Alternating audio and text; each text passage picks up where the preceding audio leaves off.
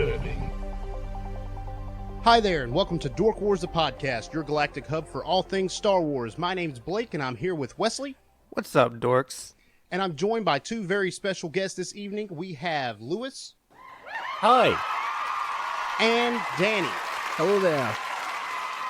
These two fine gentlemen have joined us this evening all the way from Great Britain. They're doing us the honor of guest starring on our podcast after we guest starred on theirs. They are from the podcast Shouting Into the Void. It is a very cool podcast where they talk about everything. And I do mean everything. Yeah, real quick. I was going through some of you guys' older stuff, and in particular, I really like the Better Call Saul stuff. Mm. Oh yeah, we love Better Call Saul. Oh, definitely, yeah. It's certainly my favorite television show of all time. Like just without, definitely. Yeah, I got into it because of Breaking Bad, obviously, but yeah, I think they just started recording a new season. Is that right? I think they Yeah, started. I think it is coming out. Didn't they start? I think Bob Odenkirk that went out to New Mexico to film it a couple of days ago. I don't know if they've just started filming or they're at the end. I'm not entirely sure, but I'll be here for it when it finally drops. Yeah, me too. I'm going to tune into Shouting Into the Void. Absolutely. So I'm definitely going to have to watch this show then if all of you guys like it. It's Oh, really yeah. good. Probably. It's one of the greatest TV shows of all time. You will love it. Ooh. Whoa, Lewis, do you work for their marketing team, Lewis? Yes, I do. Whoa. It's my secret side hustle. I work for their marketing team. Yeah. I'll be sending Dork Wars an invoice for that free advertising spot. But there is an import fee. Yeah. Nice. Inside jokes, the best. So, kind of segueing into Shouting Into the Void, Danny or Lewis, whoever wants to talk about it, both of you at the same time, who cares? Yeah, I think both of us at the same time, clashing with each other as much as possible. I think let's Shut really up, make it Lewis. difficult. It's my turn. Yes, make the editing process as difficult as possible for Andrew. That's right. Well, I think I'm editing, so it's going to be hard for me. So, what is Shouting Into the Void, and what is it about? Lewis? Well, thank you, Danny. I'll take the floor. Shouting Into the Void, we started out as a podcast about like movies and TV and video games and books and anything that we like, really, and we'll go on and talk about that and maybe have a few laughs along the way, and very quickly it devolved into two idiots rambling almost incoherently about nonsense that just happens to crop up at any given moment. And then in the last 10 minutes of the show, we remember, oh, God, yeah, we're supposed to be talking about a film today. And then we'll hurriedly talk about whatever film it happens to be at that moment in time. I'd say that's a pretty accurate description of the show, wouldn't you say so, Dan? I would say so. I think the title is. I still think that's like our biggest achievement so far because it's We've made it's 60 vague episodes. Enough. Yeah, it's vague enough so that anything can be talked about, and if anyone complains, it's like, well, what did you expect? Yeah, You just know? Shouting Into the Void. Exactly. We're just shouting. And I'm telling you, man, as chaotic as your description of your show is, it works. I've listened to a bunch of episodes now, and I'm telling you, I'm hooked. I am a fan of Shouting Into the Void. Very fun podcast to listen to. It's a very real, very organic podcast. There's not a ton of editing that goes on, it seems, because I was on... That is the kindest way of saying cheap I have ever heard. No, not at all. Well, I listened back to when we guested on your guys', and it's like, you know what? Everything I said is in there. Yeah. It's very authentic, though, so it's good.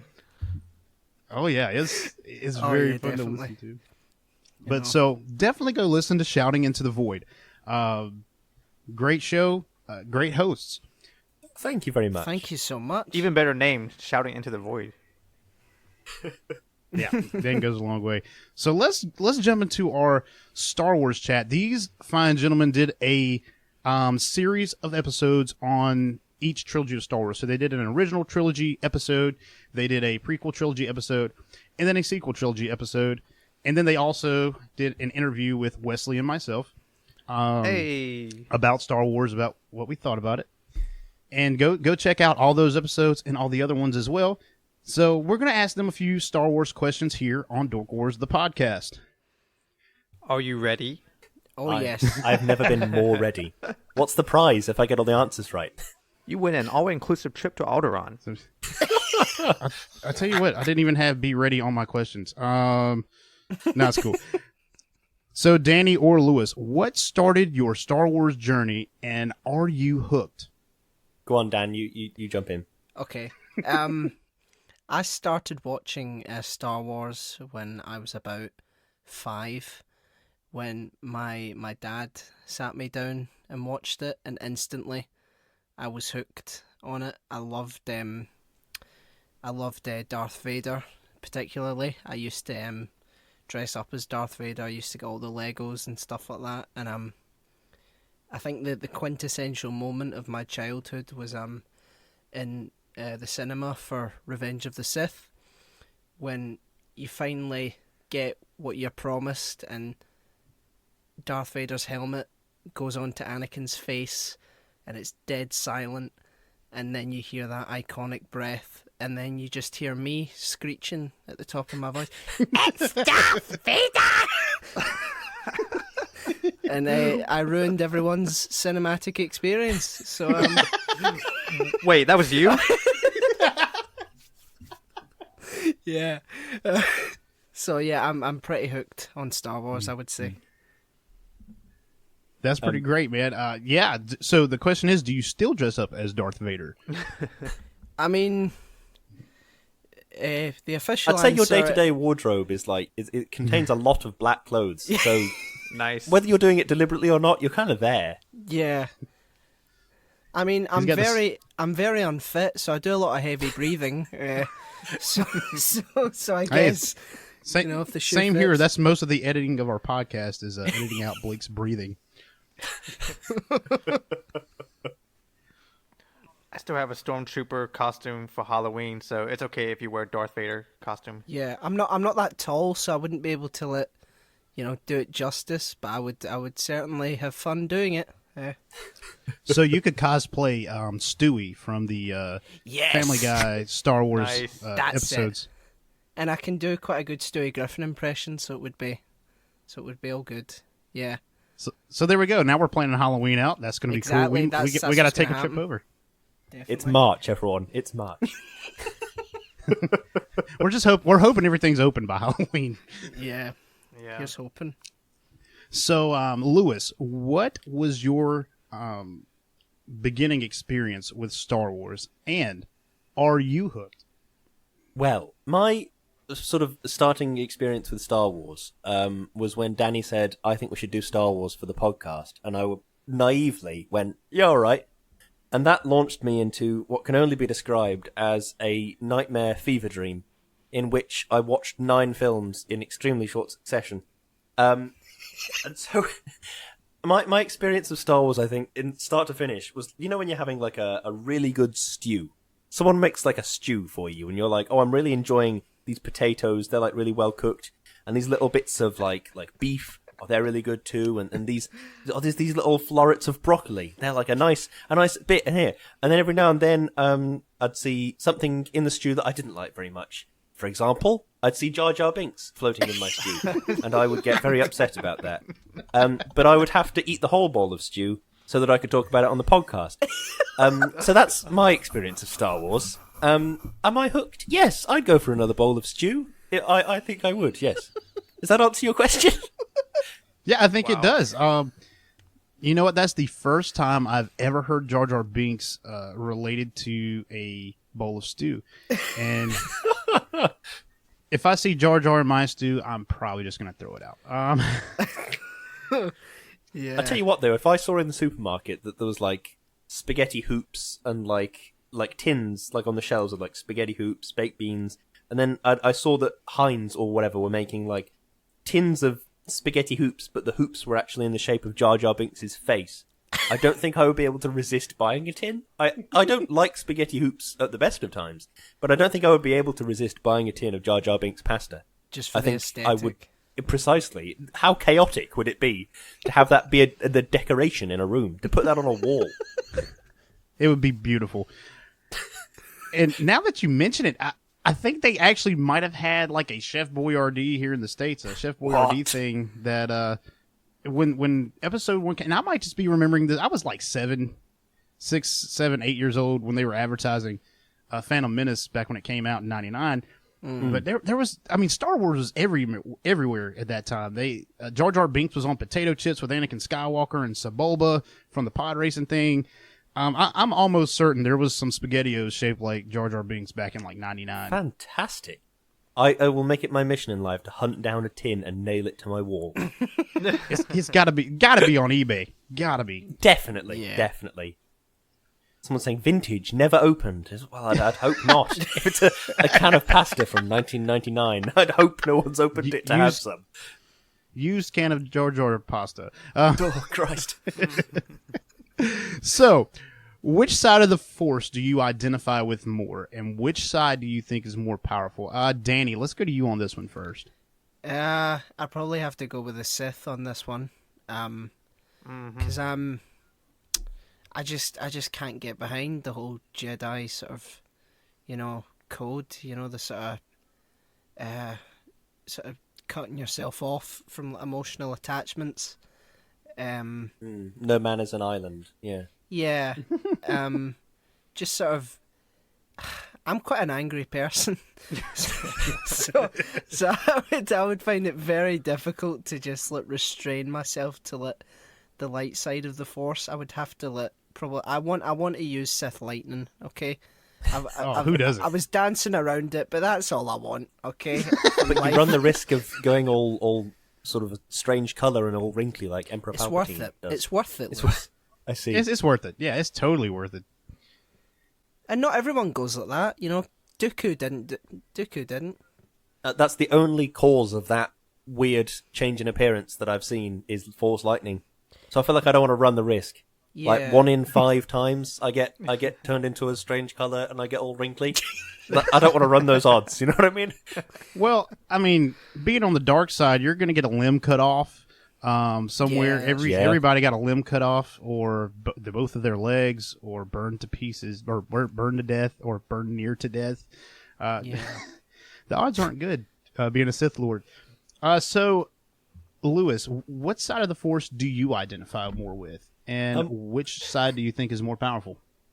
Well, I think that for the sheer reason that, like, a lot of the Sith are just too angry to function in a lot of ways.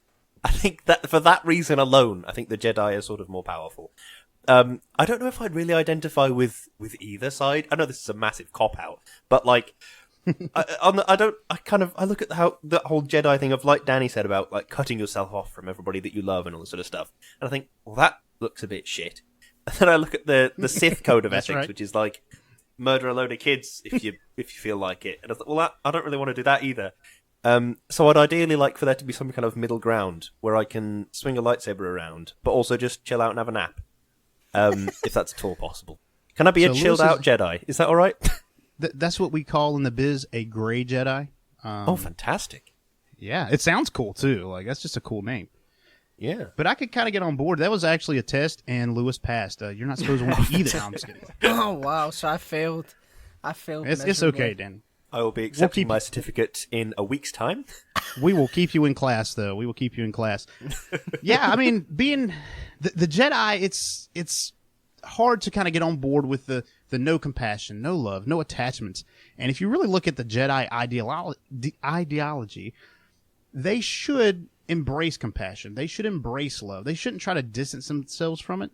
Like Anakin says in episode 2 when he's talking to Padme, he's talking about how the Jedi should really embrace love, how they should be love. And I think that was something that could have saved their order from plunging into the dark. Definitely. I agree. Yeah, it's pretty cool. Wesley, what do you think? Who do you identify with?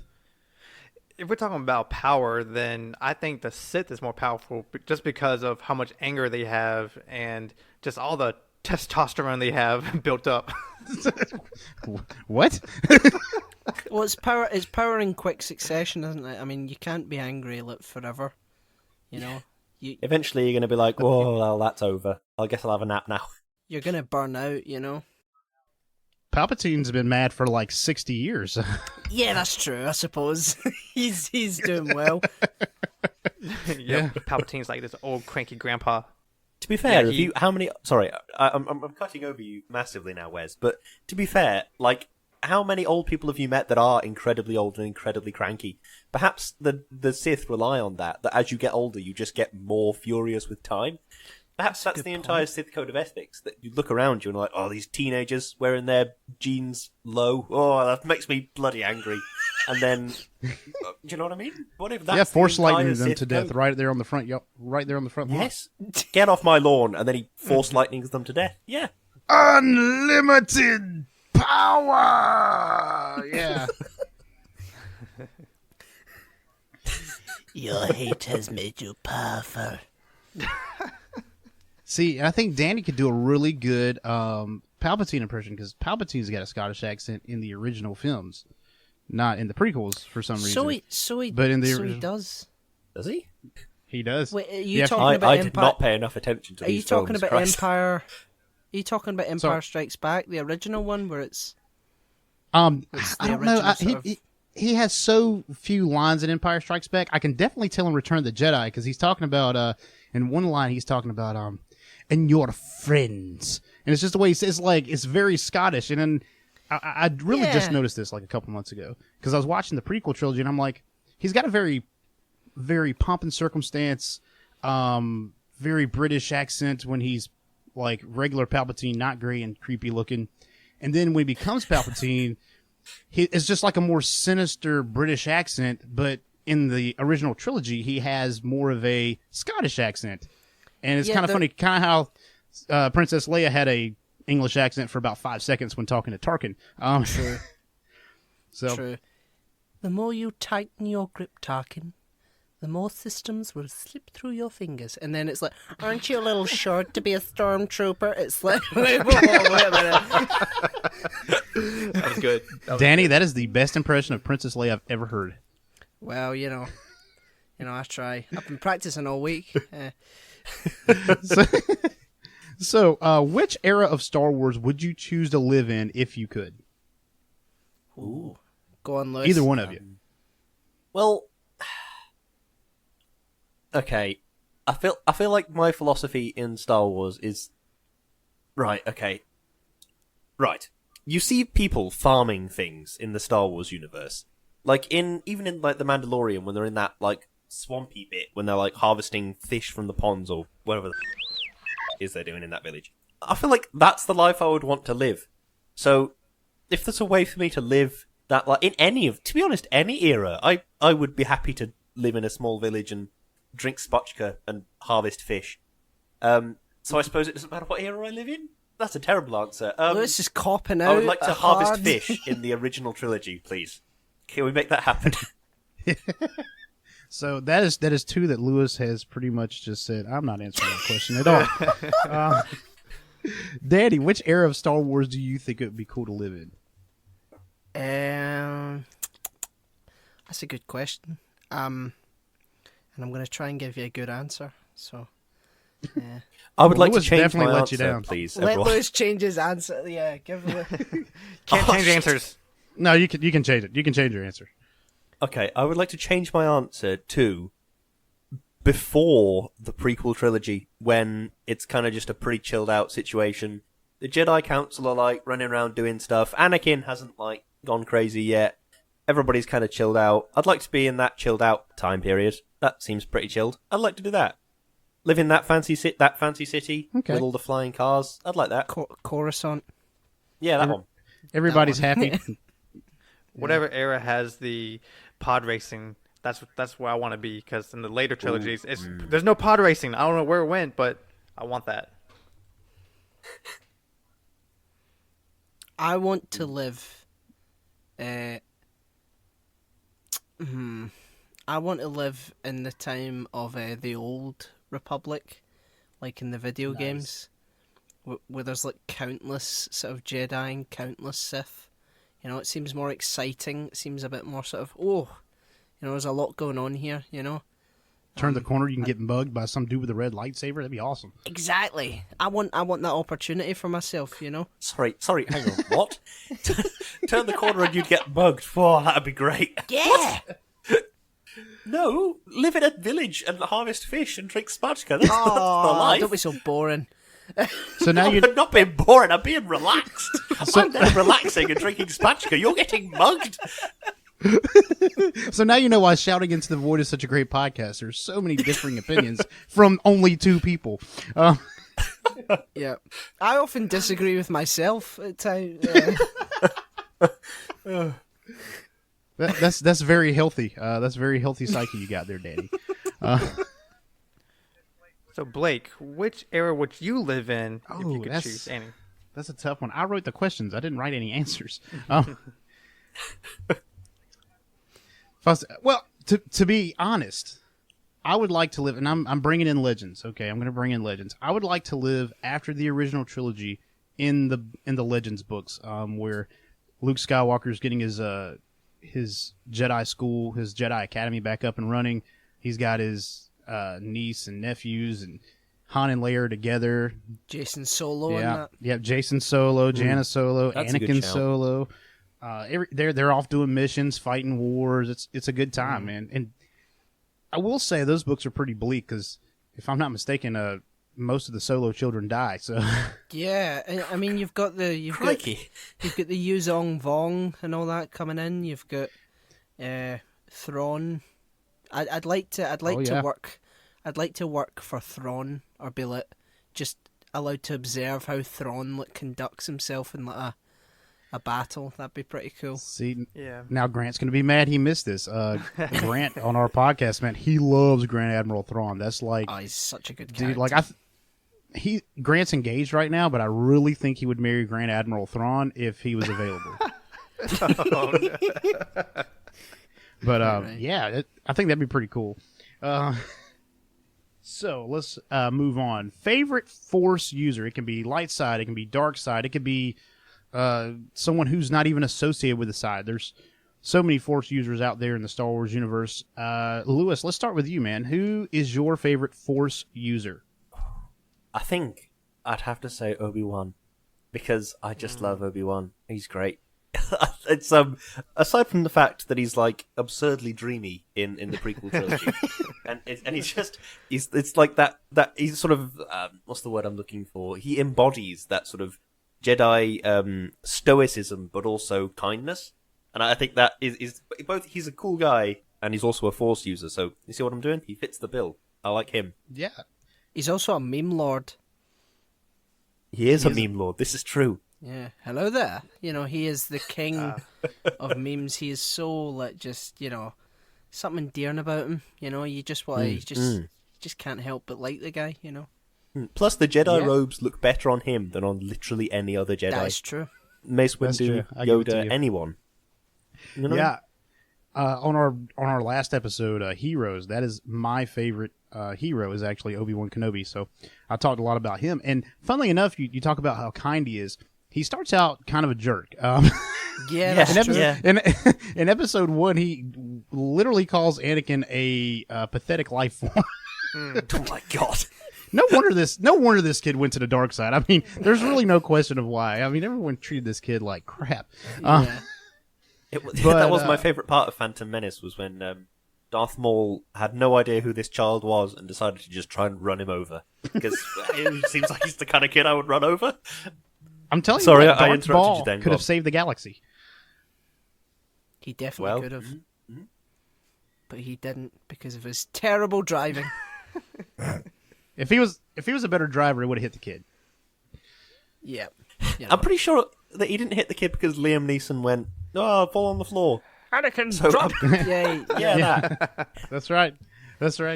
But yeah, I really like Obi-Wan Kenobi, man. I think he has a really good character arc. He starts out kind of pompous and snooty in the Jedi ways, and by the end of it, he's really relaxed. He's a kind old man. The 19 years on Tatooine aged him very, very much. It's a harsh life out there on Tatooine. I'm telling you, man, those twin sons, man, will fry your skin. Yeah. But It's hard to believe Yeah. that there's so many moisture farmers in Tatooine. And there's He's just been no getting moisture. like horrifically sunburned every day in those 19 years. So, Danny, who is your favorite Force user and why? Just before I say that, I don't understand why when Qui-Gon shouted Anakin drop, why Anakin didn't just drop his bag instead of his whole body. Like, imagine he just dropped his bag and then it was like, no, the whole of you, all of you, you fool, you know. But I don't know. I'd probably go for Plagueis. Ooh. You know, I don't think we get enough of Plagueis. You know, there was one story that we hear about him, and it was a tragedy apparently. And I like you say that as though it's up for debate. It's like, No, it's it was a because- tragedy, apparently. I mean, as written. yeah, it's made very clear that it's a tragedy. And you can't learn it from the Jedi either. Yeah, it's not a story that the Jedi would tell you, and I think the fact that he could resurrect the dead is something that, you know, is pretty interesting. And the fact that, like, does Palpatine know how to do that? I Like, think because- it's left ambiguous. I really because do. he said he taught his apprentice everything he knew. Then his apprentice killed him in his sleep. So it's like, well, you know then how to do that? Or is that the one thing he didn't teach you? Apparently, it wasn't everything. Oh. It was Palpatine was definitely on the quest for that power, as we can see. Like even through Episode 9, he is still kicking. Yeah. I think through a clone body, of course, but he was always chasing that eternal or immortality, rather, and he wanted Anakin to help him do that. So I don't think he knew how to. And dude, great pick. I love Darth Plagueis. Like you said, I don't think we got enough of him. I think it would have been really cool to see like Snoke As Plagueis, yeah. Plagueis. Yeah, I think that was a way that they could have gone that hardcore fans would have been really happy with, and then Yeah. people who just had seen the movies, didn't know much about like the legends and the lore, would have been like, "Oh, that's new and different," and that's something that may have saved the sequel trilogy from all of the garnered hate that it has accumulated. Yeah. I like to see if something that I really love like comes out with something that isn't up to par with what I think it should have been or something like that. I'll sit for hours and try and reimagine everything about Right. it. I would have released another trilogy set in the Old Republic, and I would have built on the sort of what's his name, the big Sith Lord in the Old Republic. Is Darth it Bane? No. Or Is it no, Vitiate? Is that his name? Darth Revan.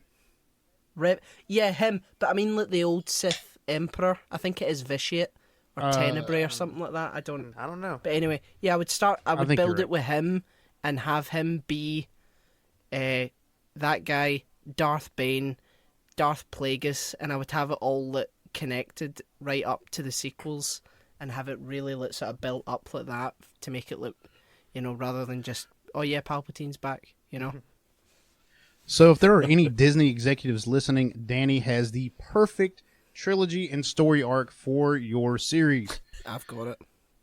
He's got it. And we can pinpoint Dork Wars, the podcast, where it all came out if it gets big.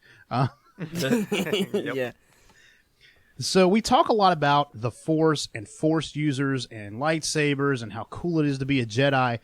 Let's shift gears a little bit and talk about the non-Force users. There's a ton of those as well in the Star Wars universe, and a lot of them are really cool, interesting characters, especially in like the original trilogy. There's a lot more non-Force users than Force users.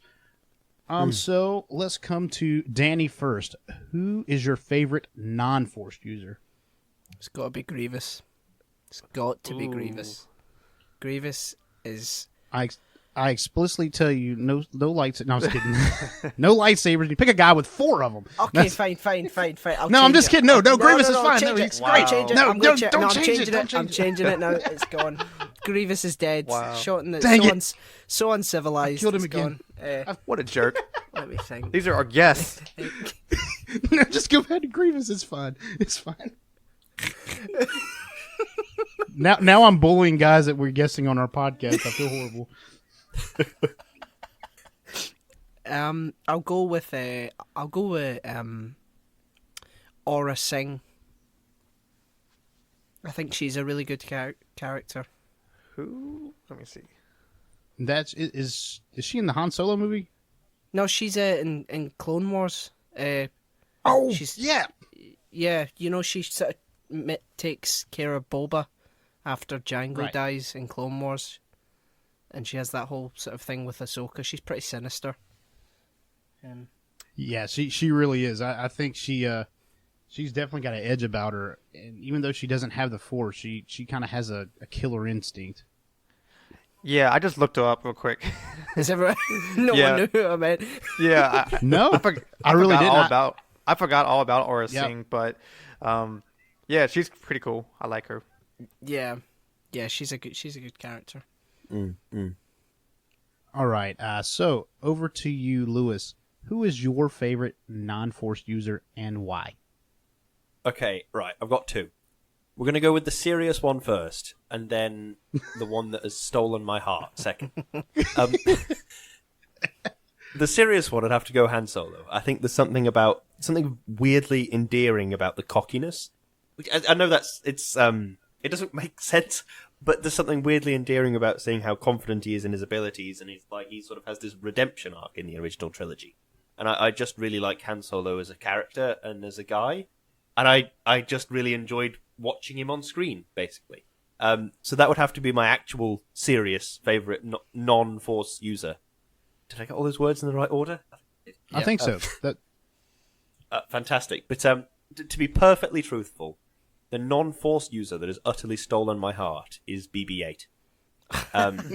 Because Oh gosh. that tiny little ball, it spins and screams and is such a force of chaos in the Star Wars universe that I have never identified with anything more as just being such a chaotic, screaming mess. So I would have to say that while BB-8 has stolen my heart, Han Solo is the favourite non-Force user. Fair enough. So BB-8 somehow became the probably the character with the most characterization, the most emotion out of anyone in the sequel trilogy, and he was almost completely CGI. Anyway, moving on. I don't know. I hear some groans. Who do you guys like in the sequel trilogy better than BB-8? That's a good. I will say right. Bobby Frick. Hey, hey. Yeah. Do you know? I think that the characters in the sequel trilogy had the potential to be really, really cool, but Definitely. they were just sort of, I just think they were let down by agree. the too many cooks at the pot sort of thing. J.J. Abrams, Definitely. and then Rian Johnson took over, and J.J. Abrams came back and was like, "Whoa, what have you done? Yeah. This isn't what I was wanting at all. It's just you need to pick someone to do the full thing. You can't just leave after the first one and give it to someone else who's got a completely different idea of what a Star Wars film should be. And funnily enough, that's like J.J. Abrams' MO is like start something, then leave it. Funnily enough, he came back to finish it, but when he got back, the whole dumpster was on fire. So Yeah. I do think that the characters had a lot of potential. And I will say, even though I made the joke earlier that BB-8 was the best, I really like Kylo Ren in the sequel trilogy. I think he has a pretty... Funnily enough, I hate him in the first movie. Force Awakens, I hate his character. It's one-dimensional. There's no real characterization. He's just a bad guy because his grandfather was a bad guy. It sucked. I do not care for Last Jedi as a movie. I do like Kylo Ren's development in The Last Jedi, though. You see him kill his master. It's pretty epic. You see him ascend to like the supreme leader of the First Order, and then in the last movie he has this whole redemption arc. And you can really see that whole redemption arc over all three films, where Darth Vader kind of becomes good in the last 10 minutes of Return of the Jedi. Kylo Ren has the light pulling at him all the time through all the movies, and that's something we really don't see. What I would really like is like a sort of... I thought that we're going to do it when I watched The Last Jedi for the first time. I thought, like, Kylo Ren was finally just going to toss away the sort of, like, binary sort of Jedi and Sith and just sort of say, no, I'm fighting for me and I'll use whatever Force abilities are necessary to get what I want. Like, I think that's a really interesting take on it, on a Force user that we haven't seen before, and I think they could have done something with that, but they, he had a redemption arc, which is, we've seen that before, and it was but right. I just, they could have shifted it up a wee bit. Yeah, as far as the status quo, they stuck to the status quo. Yeah. So, this is a question for both of you. You can say this at the same time if you want. It's probably the same answer. How many times did you want to throw yourself out of a window while watching Jar Jar Binks on screen? Ooh. There are not enough windows in the world to allow me to complete that task. Lewis? Well, I think as I said, I think Jar Jar Binks made up a frustrating amount of the stew that was my Star Wars experience. And if I had my choice, I would take the little floating pieces of Jar Jar Binks and I would fling them through a window. So as many pieces of Jar Jar Binks as is in a pot of stew. 1 million? 2 million? Too many. Yeah. 1, 2? How many parts per million is Jar Jar Binks in the stew? Someone's chopped him very fine, It's a good knife that guy has.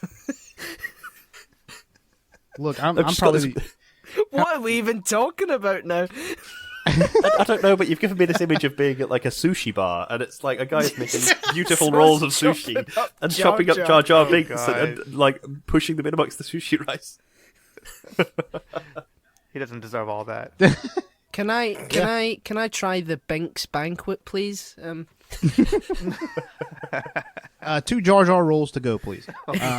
Yeah, that'd be pretty tough, man. I think Jar Jar is such a polarizing character. We all know what I think of Jar Jar Binks. If you listen to my guest spot on Shouting Into the Void, another shameless plug, go listen to that episode or their whole series. That's really good. If you listen to my guest spot on there, I display what I think of Jar Jar Binks. And we are going to do a Darth Jar Jar episode here on Dork Wars, a podcast. We've been teasing it for a long time. We've been teasing it, man. We've been teasing it for a long time, and we haven't given the fans what they want yet. So, Wesley, I really don't know which... May the 4th. May the 4th. Oh! You heard it here first, guys. May the 4th episode. We're releasing one on May the 4th. I don't care what day it is. And it's going to be Darth Jar Jar. Thank you, Wesley. Oh, my God. Wow. That was some quick decision making. It takes me and Danny like a week of emailing back and forth, but that was yeah. That's why we get nothing done. That's like well, we never come up with stuff this fast or this quick. Thank you, Wesley. That's great, man. That's great. I'm not going to ask you what you think of Jar Jar. We're going to talk about that on May the 4th, apparently. So. Why do you think Star Wars fans hate Star Wars movies the most? I know this is something that you guys talked about on your podcast, and it really seems that the most hated comments, the most hate comes from people who claim to love Star Wars, and it seems that arbitrary fans, people who are just kind of casual fans, they watch Star Wars and are either neither here or there, they love it, but people who really hate the films are people who really love Star Wars. Yeah. So I think it's because... I'm sorry, go ahead. I think it's because people that love Star Wars know what Star Wars can be.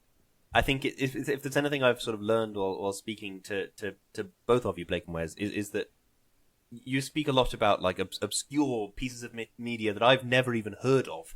But in those pieces of media, you tell me about stories that are 1,000,000 times better than what I've seen in the trilogies. And I'm thinking, well, if that's how good Star Wars can be, I can imagine how frustrating it must be to go to a cinema, sit down, and there's all this excited atmosphere, and then the film was a 10th or a 100th of what you know Star Wars can be. You know?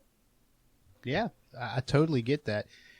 And there's so much Legends material out there, pre-Disney canon, that is magnificent, is fantastic. And Danny, of course, knows this. He seems to be pretty up on the Star Wars lore here, there, and everywhere. But the Legends stories hold a special place in my heart, and really is what kept me into Star Wars so long and so hard. Every single character has a story in the Star Wars universe, and Legends seem to flesh all that out. Definitely. Yeah, and for me, I had no idea that there was just all this confliction among Star Wars fans. I tend to stay away from social media, and I don't see the comment section or anything like that, but apparently that place can be very toxic and just full of controversies. So here I am living in my bubble thinking that all Star Wars fans are on the same page and think alike, like we all dislike Jar Jar Binks or we all like Chewie. But it was very surprising to me to learn about all the turmoil prevalent amongst the fans. Yeah, I think the issue is that Star Wars has a fan base that is so massive that you're just gonna get people who are just fundamentally different. They come from different places. They believe different things. So everyone has a sort of conceptual idea in their head of what Star Wars is and what it should be. So you're obviously going to get butt heads, but some of the, I think there's a sizable minority that take it far too seriously. You know, it's I love Star Wars and I always have, and I always will. You know, and they'll release films that I don't like. There'll be comics that I don't like, but I would never sort of take it to a place where I would want to see other people who enjoy different parts of it, hurt or anything like that. You know, there's different sort of voices in it. There's different sort of ideas that are expressed, and I think I think everyone has their own little corner of it. You know, you've got Legends, you've got canon, you've got there's something for everyone in it, and trying to sort of make it all one thing it's just not going to work because there's just too many people and too many differences. You know. Well said. Yeah, very well said. I can get on board with that. I don't know if I would ever take Star Wars so seriously that I'd try to beat somebody up over it. Yeah. Except maybe Wesley, but I don't need enough reason to fight Wesley. Because you hate me. No, I do not hate Wesley. I love you, man. Come on. Love you too, bro. Come on. All right, hey, let's get back to the episode. So I kind of stole this one from Danny and Lewis when they originally had us on their show. They sent us a list of questions, and we ended up not using this one. So I stole it. Shameless stealing. That's how it works. So, why do you think Jabba the Hutt looks the way that he does? Ooh. I have the perfect answer to this question, and I will be accepting zero criticism. Let's hear it. I think that Jabba the Hutt came to a very sensible realization. Or if not Jabba the Hutt, then Jabba the Hutt's distant ancestors who were elected or forced their way into being the tyrant leaders of this planet.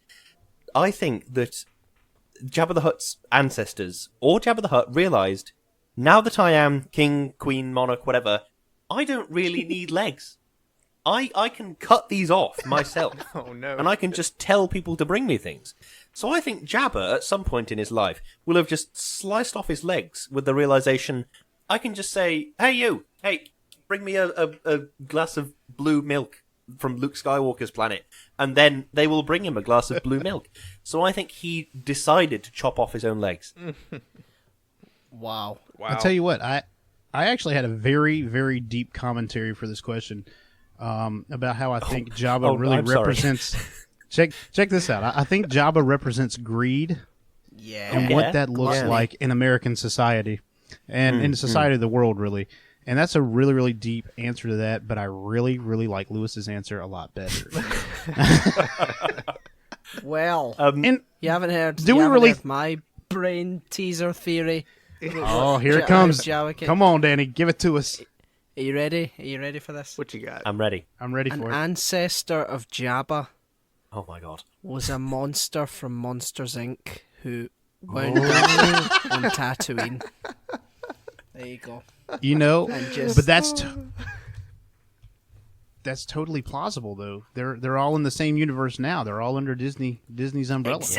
I presume there is a wooden door somewhere we're going to see on Jabba's Jabba. planet. We're going to see Jabba in WandaVision pretty soon. So he's going to show up.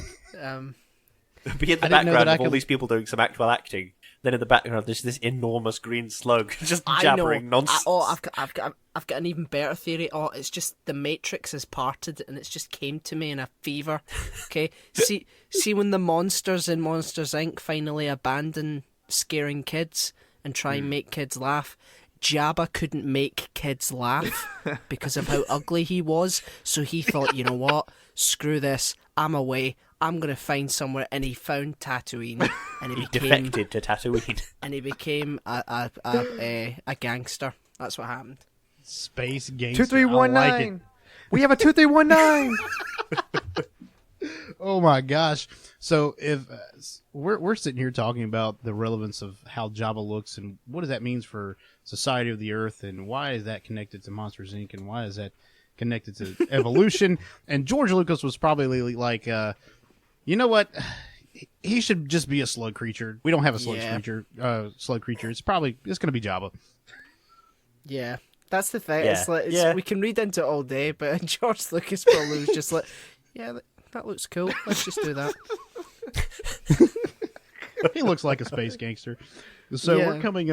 we're coming up on my final question I have for you guys, and this one's kind of contingent against or amongst Star Wars fans. Do you think that Anakin Skywalker is the chosen one? Deep.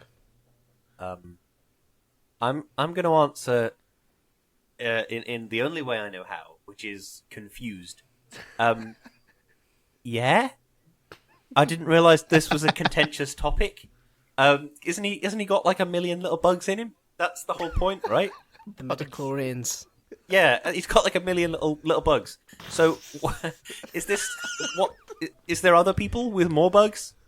What's So going I'll tell you what, Lewis. There's actually we really don't know where the prophecy came from, like in canon now. In Legends, There's a prophecy? There is Yeah, a prophecy. that's the whole point. Yeah, Okay. It was to okay. bring balance to the Force. Oh, That's right. you were the chosen one. Yeah, okay. Mhm. Yeah. yeah, yep. You were As supposed I say, to, it's the fever dream of Stew. It's all washing over me again. Yep. So I really can't blame you for watching all 9 movies in such a short time. It was probably hard for stuff to sink in. But there was a prophecy. We don't know exactly where it came from in canon now. In Legends, I can't remember exactly where it came from, but it had a source. And there's some people that's like, well, the Jedi didn't even really believe the trilogy. They didn't believe the prophecy. They were in the trilogy. They didn't believe the prophecy. And there's some people that say that Luke was the chosen one because he actually egged Vader on to kill Emperor Palpatine. He's the one that actually rid the world of the Sith. And there's others who believe that balance means there's equal number of Sith and Jedi, and Anakin did that by defecting to the Sith and killing all the other Jedi.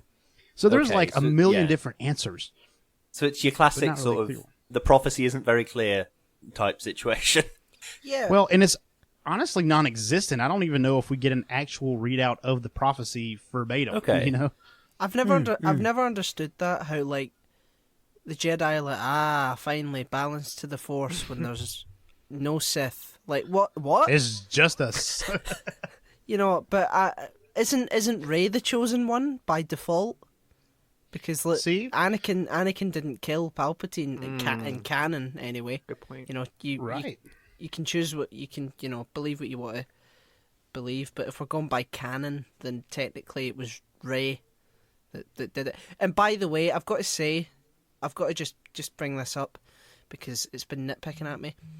Palpatine's whole mission was to get Rey to kill him so that he would pass into her, and then she kills him, and he doesn't pass into her. So I don't know Listen, because she used the light side. The light is so strong. It is so strong. I don't know. I don't get it. But yeah. Yeah, So I don't know. I think he was meant to be. I think he was meant to be the chosen one, but then other stuff happens, I guess. Yeah, I really do not like the prophecy through line through the prequel trilogy. Of course, we really don't hear about it through the original. I don't even know if it was contemplated during the original trilogy. They say that George Lucas had ideas for the prequel. I don't know, but it just seems like lazy writing to me. It seems like they threw it in there and then did nothing with it. It's not really clear. There's not like a true readout of what the prophecy actually says. There's Jedi who don't believe in it. And that could be a really interesting topic if they would have focused a little bit more on it.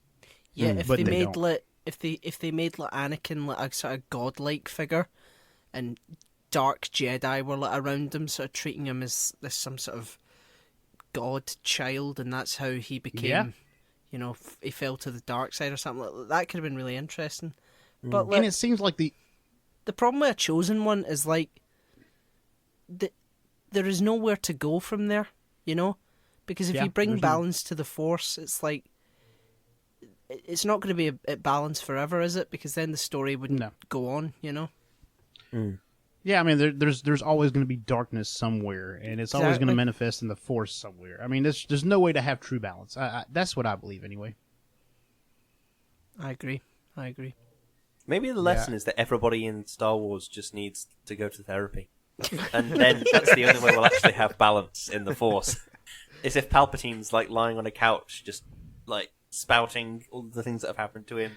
Yeah, and then they blew my Death Star up again. Yeah, and Robot Chicken, it could be Palpatine and Robot Chicken. I love Robot Chicken. Yeah, yes. Yeah.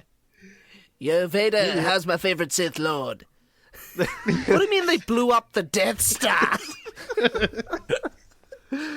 Oh my gosh. Oh.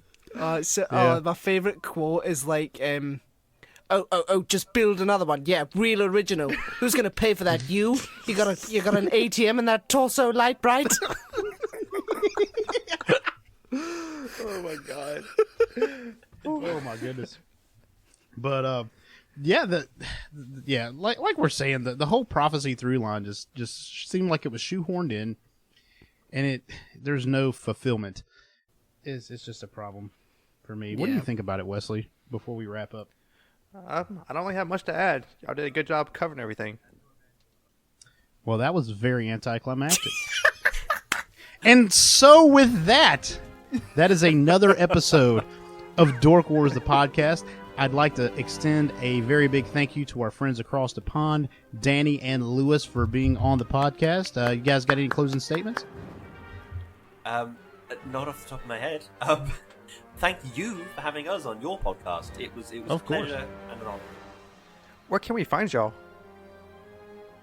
We have link trees. If you go to your browser, such as Google Chrome or Firefox, you can type in linktr.ee/ for me it's Lewis_Brindley, for Danny it's O'Hiram, for the podcast it's Shouting Into the Void, and you'll find links to all of the podcast, our social media, our merch store, Patreon, all that sort of good stuff. Yep. And you can go and have a look there. Go and take a cheeky look.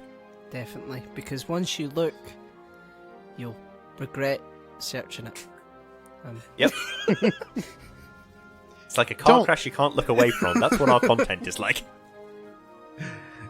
So their whole mission is, we're so bad, you gotta join to see what we'll do next. Exactly. You have to join to see how we'll destroy our careers next.